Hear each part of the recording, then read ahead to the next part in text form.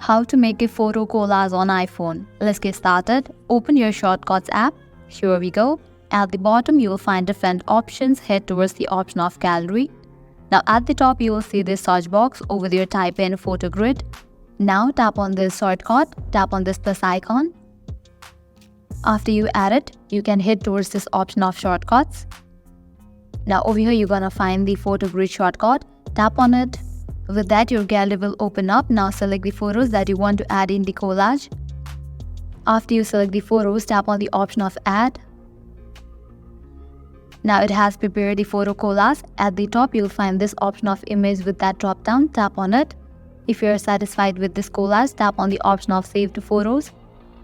Tap on Done. Now you can close this and open your Photos app. And now in your Photos application, you will be able to find this collage. So this is how you can easily make a photo collage on iPhone without using third-party apps. At the end, if you guys find this video helpful, don't forget to like, share and subscribe. Thank you.